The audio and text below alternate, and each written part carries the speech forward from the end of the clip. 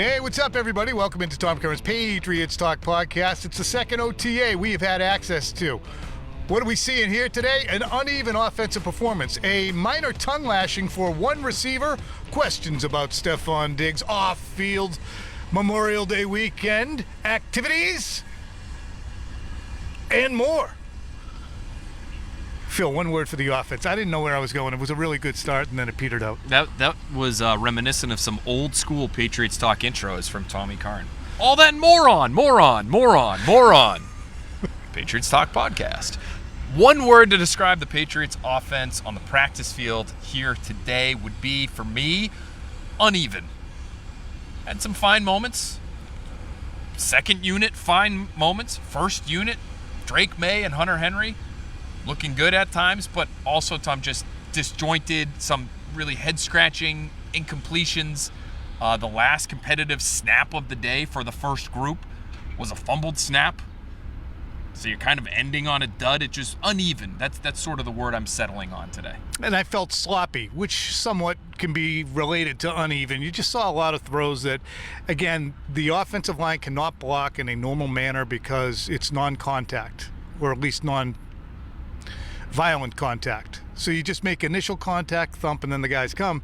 And we saw a lot of plays on which Hunter Henry was found by Drake May. Those were probably the most significant completions for May, but those were when he had to move around a little bit in the pocket to make that throw. And oftentimes it was under duress that, had it been a game, the individual applying the pressure probably would have gotten to May. But if it was a game, that offensive lineman might have stopped that rusher. So it's really hard to interpret. But if we just base it on accuracy for Drake May and his wide receivers and the offense in general, work in progress, and the defense continues to be a little bit ahead of the offense, which is going to be the way it is. Should you worry? We just talked to our guys, Jeff Capitasto and Dave Cherubin, who produced the early edition. They said, "You guys concerned? If I don't see a good offensive practice until August 1st, or by August 1st, then there's an issue." Okay? If on August 1st they still look this sloppy, that's a problem. But there are just too many extracurriculars and dynamics impacting the offense from being able to be itself, Phil. Yeah, and listen, we're out here for the practices that we're out here for. So we don't know if there's been a good offensive practice yet during these OTA sessions, Tom. It's just through the two that we've seen, we haven't seen one yet.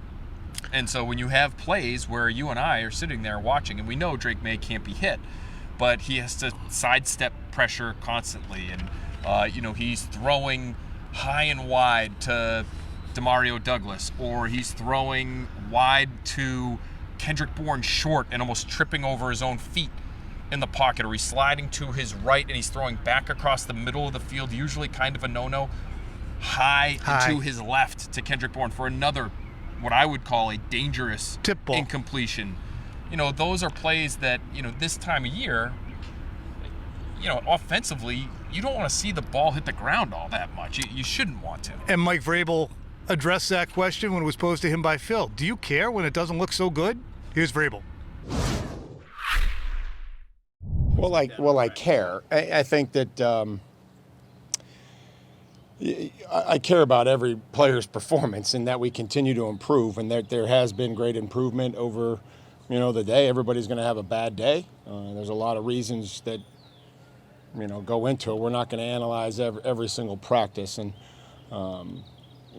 have explanations for things that came up. But the command, the operation, all those things have continued to improve.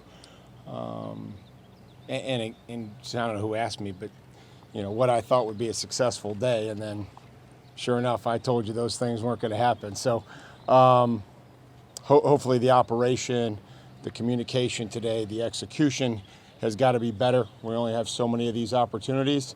And I'm hopeful that in front of us, the crowd of media, that we have a better day. Let's buttress that Vrabel quote with another one. Again, Phil, Johnny on the spot with a question about intensity, because this is good. You get Vrabel explaining what they're dealing with. How intense can you be? Here's Vrabel. Yeah, I think that's the biggest coach speak in the spring, is you're talking out of both sides of your mouth. It's like compete but stay up. Compete, but the receiver has the right to the football. We can't go through the back of them. I think that the energy is there. I think the urgency is there. I like to see guys running off the field, coming out on the field, to take the field, to be ready to go, breaking the huddle, lining up, having an urgency to which we practice. And I think all those things hopefully will lead to better execution. One of the interesting aspects of today's practice, an anecdote, we're not supposed to quote the coaches. We're not going to quote the coaches. But there was a play on which Javon Baker had a contested catch down the field, made it on the sideline, burst to the end zone, as one will at the end of their rep. Make sure you finish it. After that, he started to peel off and head towards the sideline. And Mike Vrabel, in seeing that, made it very clear from a distance to Baker that he expected him back in the huddle. Don't go taking a victory lap. He didn't say that. I'm not quoting him. We'd like you back in the huddle, Javon.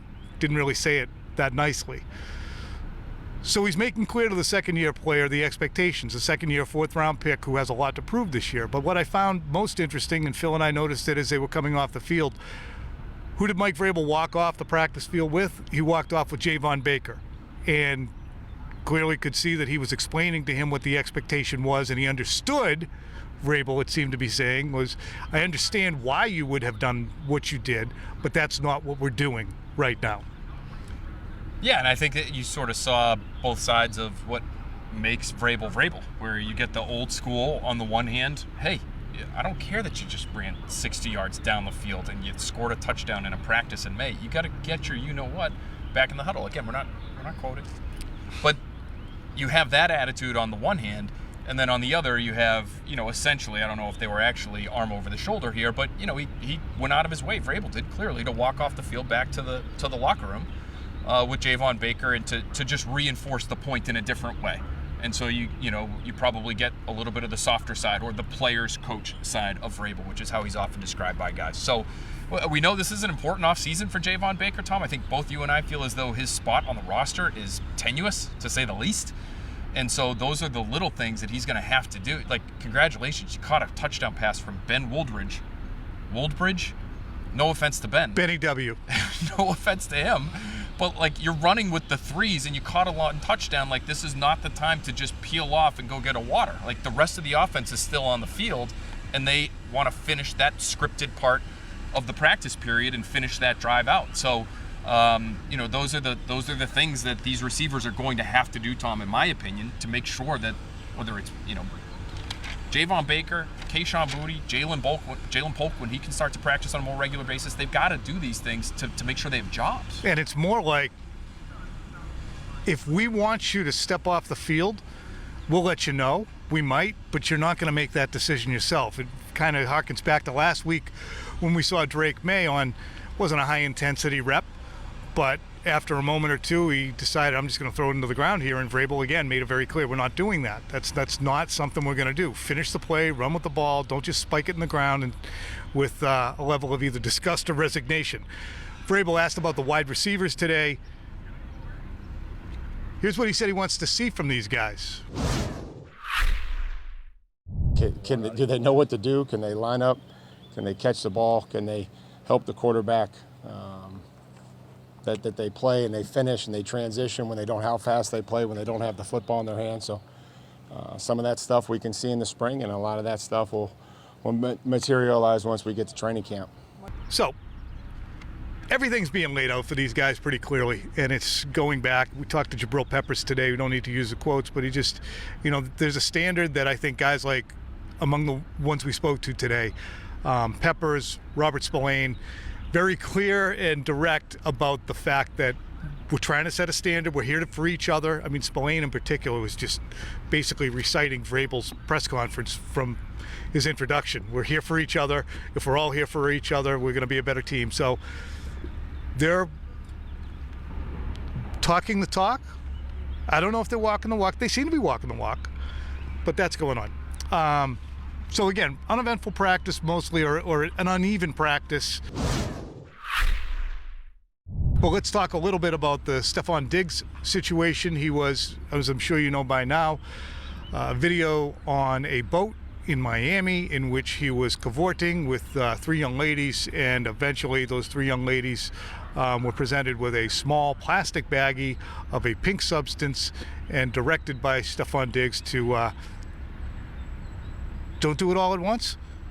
Or go easy? Something Basically, along go the lines easy. of don't do it all. And then come back and see me. Come back, go have a good time. So it was probably like the Bear children's aspirin that you crush up. It's pink. So I'm sure it was something like that. We were more of a Flintstones vitamin fan. Really? Yeah. Family didn't know. We had cod liver oil. Be that as it may, here's what Mike Vrabel had to say about the Stefon Diggs video, which he acknowledged he had seen. A video of Stefon Diggs has gotten a lot of traction in the last 24 hours or so. He's on a boat, having a good time, but the question comes in as to a certain substance that people are guessing what is and isn't. Is this something that the team has to look into? Well, it's something that we're aware of, and obviously we want to make great decisions on and off the field. And we're hoping that with our time here on the field today, and that when we don't have a script and we're on the call-up periods, that we're making great decisions. And so the message will be the same for all our players, that we're trying to make great decisions, and any conversations that I've had with Stefon will remain between him and I and the club. Have you talked to him since the video? I talk to our players every single day, the ones that are here and the ones that aren't. Are you expecting him to practice today, Mike? Not if he's not here. To me, my interest lies in how Vrabel publicly addresses this. Doesn't matter as much to us as it matters to his team. So will he do it publicly or privately is what I'm interested in seeing. Is it just a conversation? Is it a chest poke? Is it more? But his team will be watching what he does with a free agent veteran who is coming in and was in a situation that at the very least doesn't look awesome. Yeah, and you're right, Tom. I think the messaging for Vrabel, both to his team privately and with us, is important. Because if you are trying to establish a culture here and you're going to rid the building of entitlement, right? That was his line during his opening press conference. It doesn't mean that anytime somebody does something off the field you don't like, that you've got to release them. But you do have to make some kind of statement to let everybody know what the standard is and what it is you're looking for and not looking for, what's acceptable and not acceptable. Now, Stefon Diggs wasn't here today. It's still the voluntary portion of the OTA calendar, Tom. But Diggs was here for previous OTAs. So was this a scheduled absence from OTAs? Was he asked to stay home? Based on the video? Like, we don't know. We can try to find those things out. But I do think you can't just say, well, we don't know what that was and we're not going to make a big deal out of it. Because if you want to be about all the things that you say you want to be about, I think you do. You have to act. It has to at least be a message to the team. And then after that, I don't know in terms of, in the building punishment for Diggs. I don't know if this will rise to league level punishment. Yeah, it could, I guess, but I don't know if there's it will. no ingesting. There's no police on scene to determine what that was. I mean, to me, it's a private moment with a subject, with substance in question. You can make all the interrogations you want to, but if it's going to rise to the level of an investigation or a suspension or discipline of any kind, you probably want to have some kind of proof. But it does go to the question of the look, and it's not a great look. Anything else that we have to hit from the OTAs? I don't think so. I think we covered it. Do you want to do a quick popped and dropped? Let's do a quick popped and dropped. Okay. Who popped according to Tommy Curran? Well, he sprung this on me. Let's go with a dropped. Josh Dobbs. Josh Dobbs dropped? Josh Dobbs missed his first 3 throws against air on downfield throws by a significant amount. 2 were wholly uncatchable by the gentlemen who were running the routes. The last one was awkwardly over the guy's shoulder and hit him in the helmet and tumbled to the ground. In the 11-on-11, not a hell of a lot better, but he did have a couple of moments. But I continue to have a measure of concern that you need somebody closer to Jacoby Brissett if you want to be a team that has aspirations of being a playoff team than someone as close to Josh Dobbs.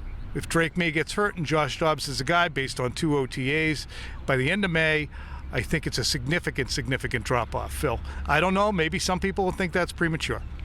I have a couple pops.